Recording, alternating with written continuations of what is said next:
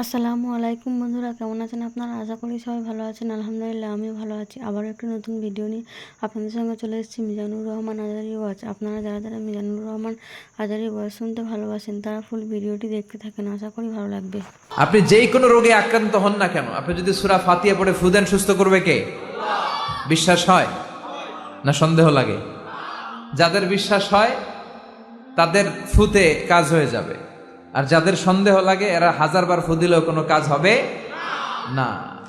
তিন কুল, সূরাতুল ইখলাস, সূরাতুল ফালাক, আর একটা সূরাতুন নাস, এগুলো পড়ে ফু দিবেন, অসুস্থ ব্যক্তি সুস্থ হয়ে যাবে। তাহলে অসুস্থ হলে কোন সূরা পড়ে ফু দিবেন? কথা বলেন। হুজুরের কাছে গেলে হুজুর এটা পড়েই ফু দেয়, প্যারাসিটামল 3 বেলার মতো। সব রোগের জন্য কোন সূরা? চিল্লায় বলতে হবে কোন সূরা? ফাতিহা। বিষ্ণু বলতেন, হায়া চাকা কবলা মৌতিক, মৃত্যু আসার আগে জীবনকে কাজে লাগাও। এই জীবন আল্লাহর দেয়া সবচেয়ে দামি উপহার আমাদের জন্য, এটাকে যেন আমরা কাজে লাগাই। এরপর বিষ্ণু ইসলাম বললেন, সিহহাতাকা ক্বাবলা মারাদিক ক্বাবলা সাকমিক, তোমার অসুস্থতা আসার আগে তুমি তোমার সুস্থ সময়টাকে ইসলামের পক্ষে কাজে লাগাও। আমরা যখন অসুস্থ থাকি তখন আমাদের কিছু করার ক্ষমতা থাকে? এই যে এখন আমরা সুস্থ যে রইলাম, আমাদেরকে সুস্থ রাখলো কে? এই সুস্থতার মর্যাদা যেন আমরা বুঝি। বিষ্ণু বলেছেন, ইযা ইসতাআনতা ফাসতাইন বিল্লাহ, সাহায্য চাইতে হলে আল্লাহর কাছে চাও, কিছু চাইলে আল্লাহর কাছে চাও, সাহায্যের দরকার হলে একজনের কাছে হাত পাতো, তিনি কে? অনেকে কি দিয়ে ঝাড়ফুঁক করবে খুঁজে পায় না, আছে না নাই? আপনি সূরাতুল ফাতিহা পড়ে ঝাড়ফুঁক করবেন। অসুস্থ ব্যক্তির গায়ে সূরা ফাতিহা পড়ে ফু দিলে সুস্থ করে দেয় কে? রব্বুল আলামিন বলেন, وَنُنَزِّلُ مِنَ الْقُرْآنِ مَا هُوَ شِفَاءٌ وَرَحْمَةٌ لِّلْمُؤْمِنِينَ وَلَا يَزِيدُ الظَّالِمِينَ إِلَّا خَسَارًا। আল্লাহ বললেন, আমি কোরআনের মধ্যে শিফা রেখেছি, এই আল কোরআন আল কারীমের ভেতরে আমি আল্লাহ রহমত দিয়েছি। কোরআন পড়ে ফু দিলে অসুস্থ ব্যক্তিরে সুস্থ করে দেয় কে? আপনি যেই কোনো রোগে আক্রান্ত হন না কেন, আপনি যদি সূরা ফাতিহা পড়ে ফু দেন, সুস্থ করবে কে? বিশ্বাস হয় না সন্দেহ লাগে? যাদের বিশ্বাস হয় তাদের ফুতে কাজ হয়ে যাবে, আর যাদের সন্দেহ লাগে এরা হাজারবার ফু দিলেও কোনো কাজ হবে না। বিষ্ণু ইসলাম সূরা ফাতিহা পড়ে সাহাবাদেরকে ফু দিতেন, আবার সূরা ইখলাস, সূরা ফালাক, সূরা নাস পড়ে ফু দিতেন।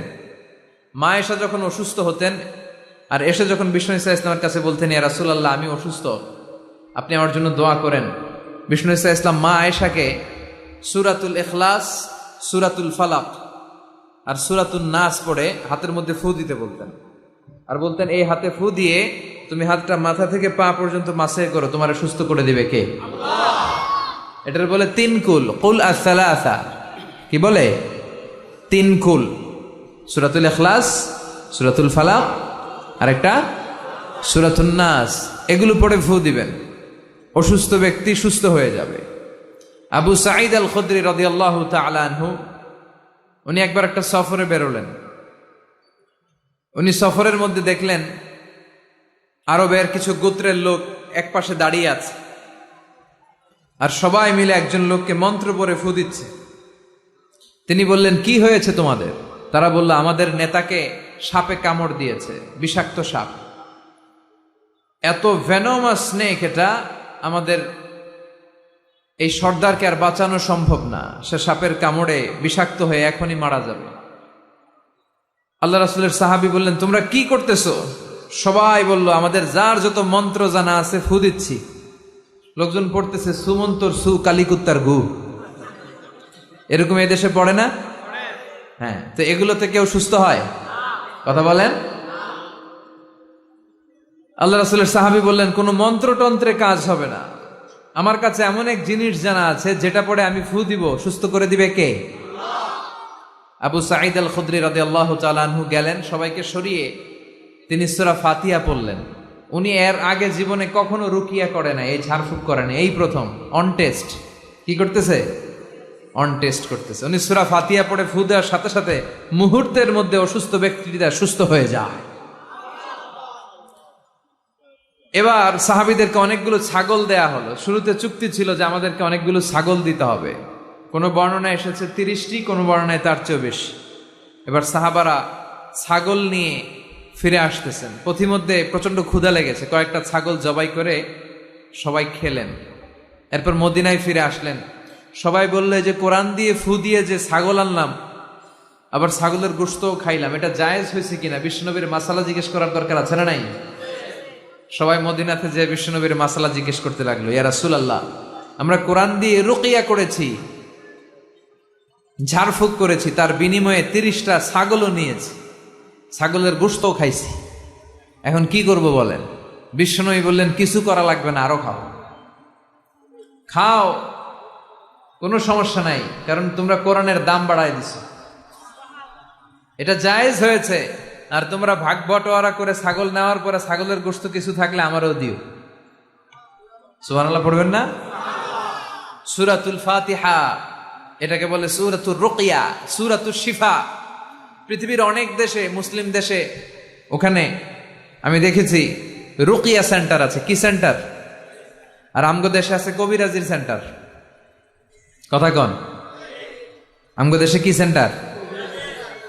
কবিরাজির সেন্টার। আপনাদের চকরিয়া আছে? কি দিয়ে করে এগুলা? হ্যাঁ, গাছের পাতা টাতা, হ্যাঁ, গাছের ঔষধি গুণ সমৃদ্ধ বনাজি যেই গাছ আছে ওগুলোর ভেতর থেকে শিফা নেওয়া যাবে, সমস্যা নাই। কিন্তু ব্যাঙের ঠ্যাং, টিকটিকির লেজ আছে না নাই, এগুলো দিয়ে মন্ত্রতন্ত্র পরে তাবিজ দেয়, এগুলো নেওয়া যাবে? তাবিজ ঝুলানো শিরক, তাবিজ ঝুলানো শিরক। কোরআনের আয়াত দিয়ে তাবিজ দিলে কি হবে? ইখতিলাফ আছে। কেউ বলেছে কোরআনের আয়াত দিয়ে হলে জায়েজ, কিন্তু শক্ত যে মতামতটা, অথেন্টিক যেই অপিনিয়ন, সেটা হচ্ছে না, আপনি তাবিজ ঝুলাবেন না, কারণ বিশ্বনবী ঝুলায় নাই, আপনি রুকিয়া করবেন। তো পৃথিবীর অনেক দেশে তাদের ওখানে আছে রুকিয়া সেন্টার, আমগো দেশে আছে কবিরাজ সেন্টার। এগুলো না করে আপনারা রুকিয়া সেন্টার করবেন। বিশ্বনবীর শিখানো যতগুলো পদ্ধতি আছে সবগুলোর ভেতরে বরকত আছে না নাই? বিশ্বনবী বলতেন তোমরা কালিজিরা খাও, হাব্বাতুস সাউদা শিফাউন মিন কুল্লি দা ইল্লা সাম। বিশ্বনবী বলতেন মৃত্যু ছাড়া এই কালিজিরা সব রোগের ঔষধ। এই কালিজিরা শুধু একটা রোগকে ভালো করতে পারে না, এই রোগটার নাম মৃত্যু। এটার কোনো চিকিৎসা আছে না। এরপর বিশ্বনবী মধু খাইতে বলতেন। মধু কোরআনে বলা হয়েছে ফিহি শিফাউন লিন্নাস, মধুর ভেতরে মুমিনদের জন্য আছে রেমেডি, শিফা। আপনি মধু খাবেন, আপনারা সুস্থ করে দিবে কে? তো এজন্য বিশ্বনবীর শেখানো সবগুলো জিনিসের ভেতরে বারাকা।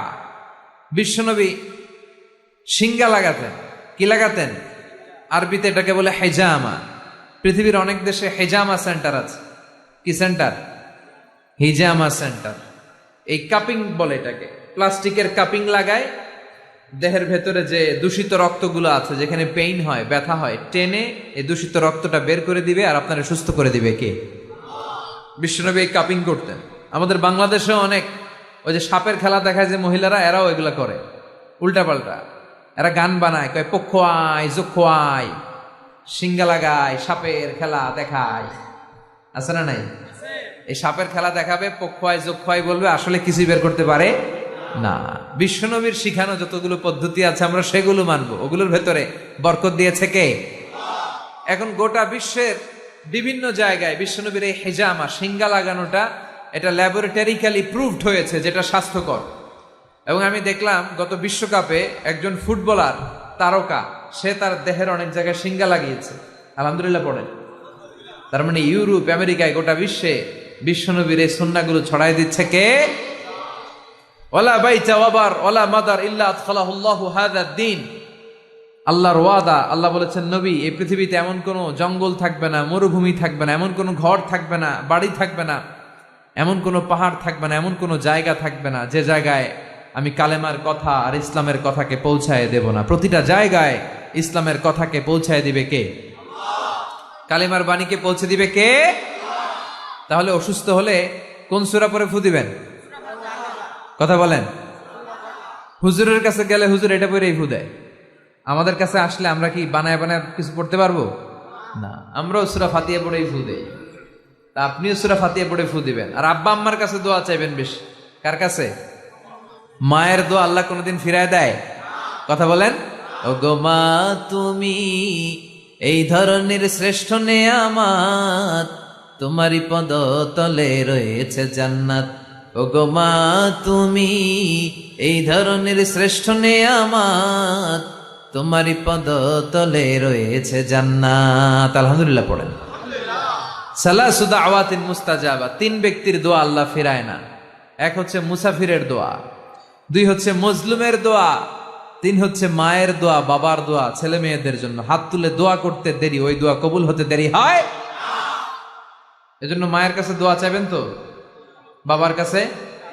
গোটা পৃথিবীর সবগুলো পীর সাহেব মিলে যদি ফু দেয়, আর আপনার মা যদি শুধু বিসমিল্লাহ বলে ফু দেয়, মায়ের দোয়া কবুল করে নিবে কে? কত বড় দামি সম্পদ আমাদের ঘরে আমরা জানি না। বিষ্ণু বলেছেন কিয়ামতের একটা আলামত হচ্ছে, কিয়ামতের আগ দিয়ে বিয়ের পর ছেলেগুলো মাকে ভুলে যাবে, আর বউয়ের ওন্নার পিছনে খালি ছুটবে, দৌড়াবে। বউ পাগলা, মারে ভুলা যায়। আছে না নাই? বাম্মার কাছ থেকে দোয়া নিতে রাজি আছেন তো? আর অসুস্থ হলে কি পড়ে ফু দিবেন?